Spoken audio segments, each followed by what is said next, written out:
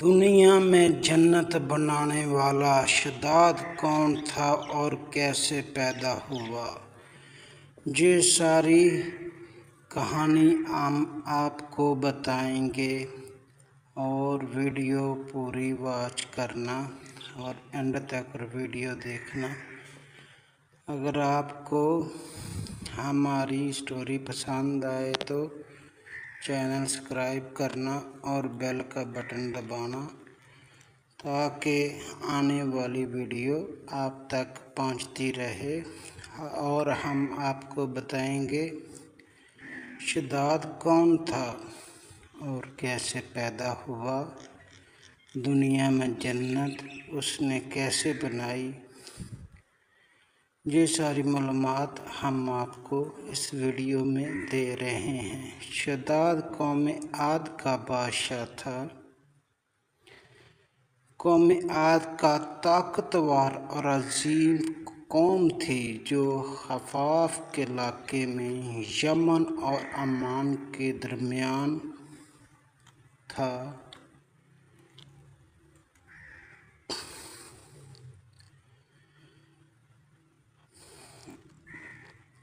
مدانے میں بات تھی کہ قرآن میں قوم عاد کا ذکر کئی مقامات پر آیا ہے۔ شداد بن عاد اپنے باپ عاد کی نسل سے تھا۔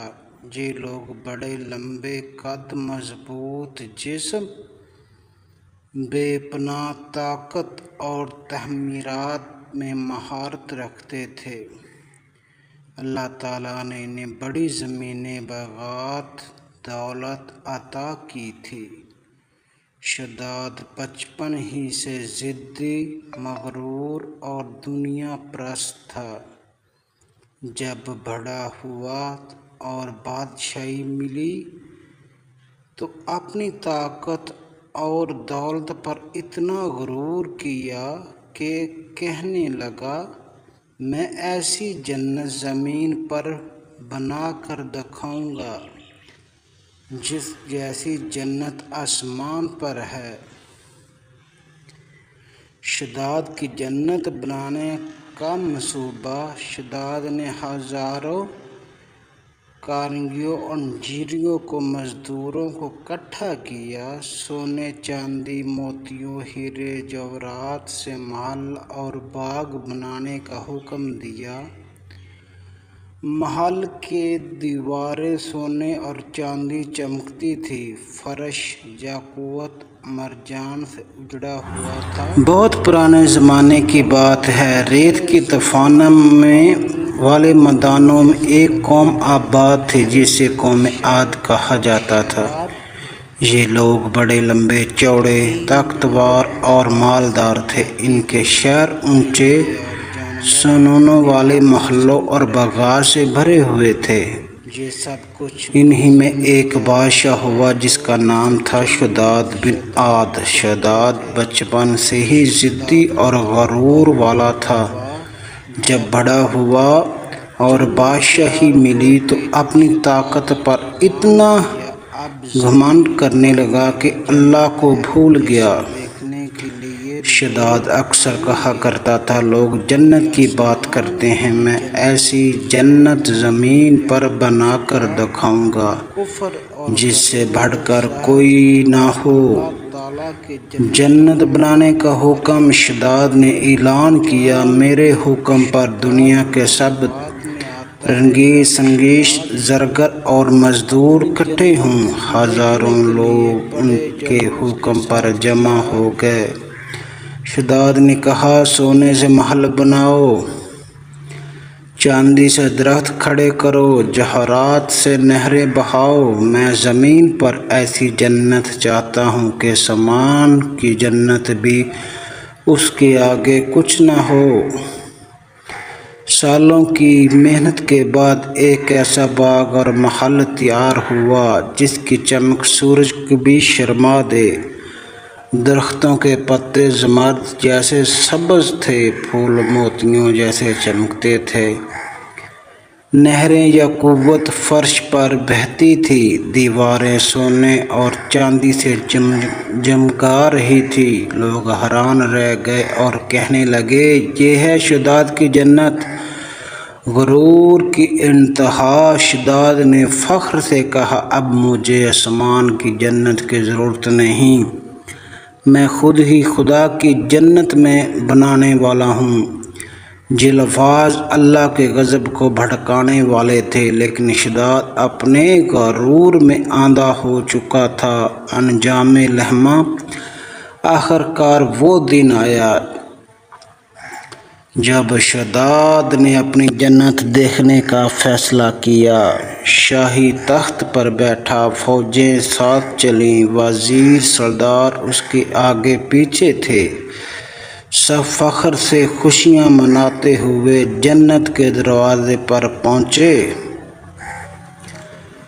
شداد نے قدم بڑھایا، لیکن جیسے ہی اندر داخل ہونے لگا، اچانک آسمان ایک زوردار چیخ سے گونجی، زمین لرزنے لگی، بادلوں سے بجلیاں گرنے لگیں۔